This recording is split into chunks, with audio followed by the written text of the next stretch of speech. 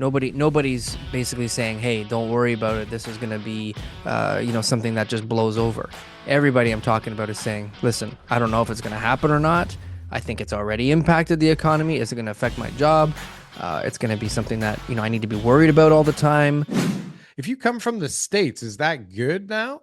Even with the tariffs? Absolutely. Yeah, Absolutely. absolutely. You're getting more for your buck. Way So more for your buck. And they're coming gonna here, even just buying Canadian goods right now, it's good for us in the sense of the Canadian dollar being down, that more people are going to be buying Canadian goods. Right now, that being said, they buy tariffs houses. would take away a huge chunk of that, and the impact of the aluminum and steel exports probably supersedes any additional exports that are being sold because of the low dollar, right? Hmm. So the tariffs really do put us in a bad position, and I'm talking to a lot of people right now, and nobody's letting that go. Nobody's basically saying, "Hey, don't worry about it. This is going to be, something that just blows over."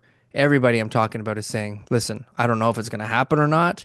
I think it's already impacted the economy. Is it going to affect my job?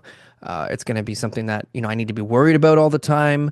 And as long as Trump is in power, which is the thing that we really have to understand too, is like it's not Canada versus the U.S., right? No, Like, it's what do we Trump have? against Trudeau. It's just Trump, doing what he believes is the right thing to do for his country, and he's targeting uh, Canadians, Did you say right? that people's jobs are already affected?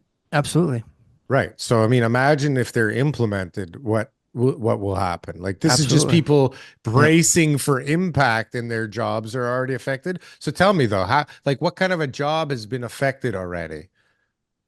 I guess anybody who would be uh, about to be hired for a company that does a lot of business for About America, to. Right. right? That About would to. be that would be that would be something that you would have We'll immediate hold off impact for a on, little. Yeah. right? We're Any gonna wait a bit. Yeah, for Yeah, sure. anybody whose company has got um, the ability to move to the states to bring their operation to the states, right? Right. So all of a Yeah. sudden now you're sitting there, your family, your kids, everybody's here in Waterloo, and you're going like, "Hey, I got this great job here, and I've no, and I'm replaceable."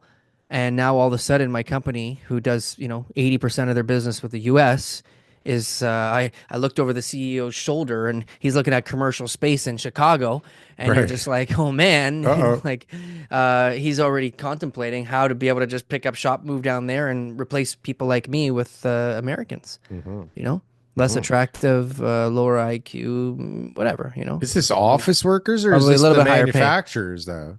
This is everybody. This is any type of company that's Do they got have to business move with the the states. office? I Absolutely, yeah. guess If they're gonna start becoming an American company, yeah. I wonder how Doug Ford got his business down in the states. I don't know the history on that because like he has a business in the States. I thought he had a sign yes, business here. no, his family's business is down in the states as well. So he's got a Oh, huge American company there. So I imagine that process, whatever he went through, would be very similar to any other company here could do. You start doing business with Americans, and all of a sudden you can open up shop down there. And if you say, well, my headquarters America now, and I'm a U.S. company, then the tariffs wouldn't apply, right. and you still deal with Yeah, all your people. I know my partners who manufacture stuff here and they bring stuff in from the States. They're like they're most of their storage here could be in the States, no problem. And they're Yeah. like, this is stupid. So now we'll just stop paying rent here. We'll pay a little more rent over there, which Hmm. is actually less because it's cheaper there for the space, Yeah. right? Now it doesn't even have to come here.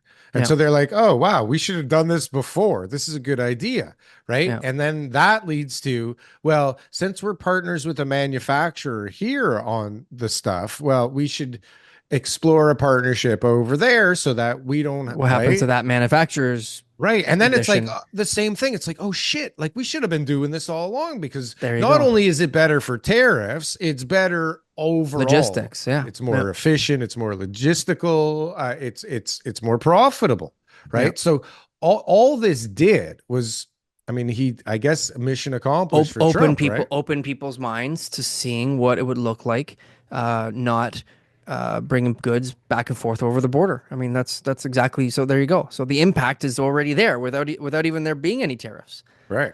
right? So, but imagine the inverse of that. If we are the 51st state and there's no taxes or duties going over back and forth and anything, Yeah. right? It just flows everywhere like Well, normal. anyways, let's not talk about that. It's so Okay. polarizing. There's so, politics and the 51st state, like you just can't, no matter what position you have. I'm not saying it's a good idea. I'm I just know, saying, but like, what look I'm at not what it trying to could say that. do. I'm saying me and you, we're such easy targets because we're just talking so freely. And Oh, sometimes I yeah. say things I really mean, and sometimes I just say it like because it was on my mind at that moment. And later on, I listen. I'm like, I don't even really think about that too much.